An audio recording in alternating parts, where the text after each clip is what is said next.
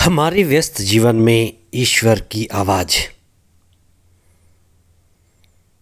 जो भेड़ें चरवाहे को नहीं सुनती, जो भेड़ें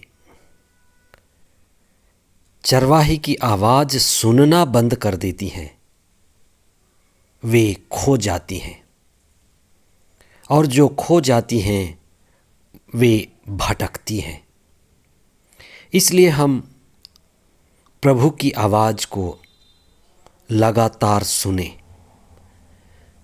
अपने को, अपने परिवार को खोने और भटकने से बचाएं। 6 नवंबर 2025 31वां सामान्य सप्ताह बृहस्पतिवार। पहला पाठ रोमियों के नाम संत पौलुस का पत्र अध्याय 14 पद संख्याएं 7 से 12 तक, संत लूकस का सुसमाचार अध्याय 15 पद संख्याएं 1 से 10 तक।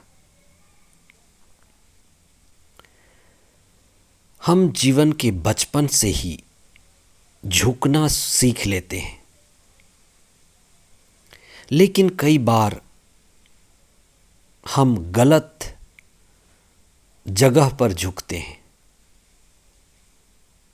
धन के सामने झुक जाते हैं, शक्ति के सामने झुक जाते हैं, संपत्ति के सामने झुक जाते हैं, लेकिन ईश्वर के सामने नहीं झुकते, सत्य के सामने नहीं झुकते। हमारा झुकना झूठ के सामने होता है।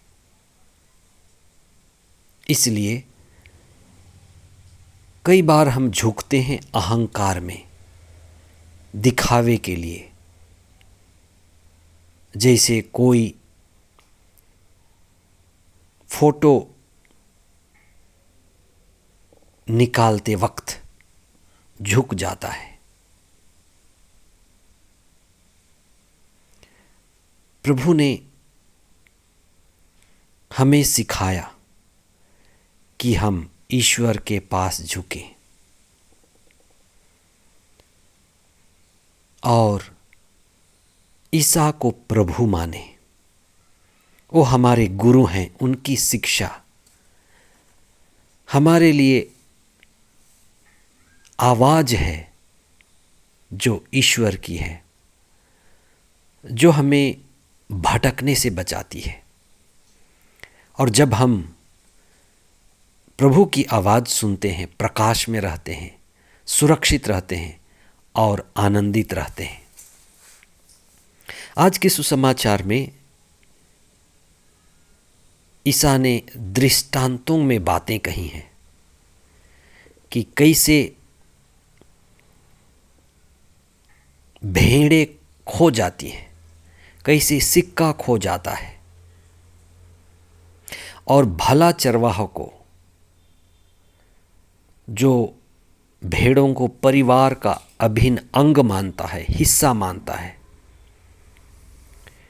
उसे बचाने के लिए अपने पूरे जीवन को समर्पित कर देता है।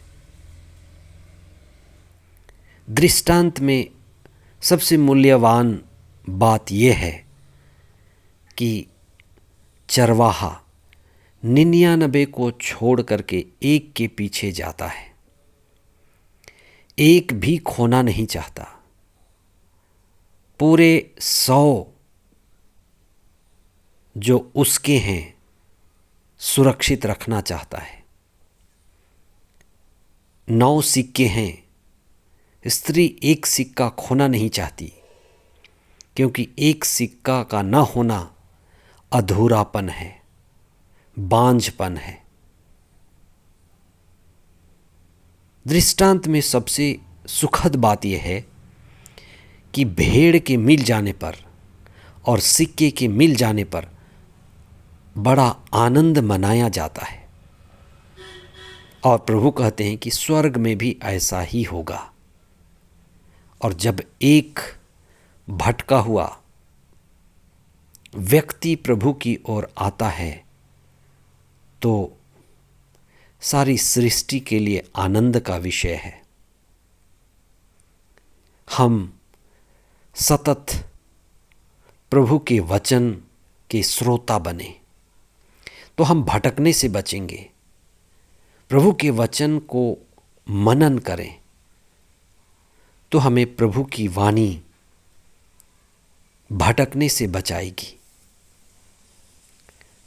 हम कुछ समय निकालें, प्रभु के वचन को सुने और ज्ञान और प्रज्ञा में बढ़ें। प्रभु के वचन पर मनन करें और आत्मा में आनंदित रहें। प्रभु हमारे आनंद को और बढ़ाए। आमीन।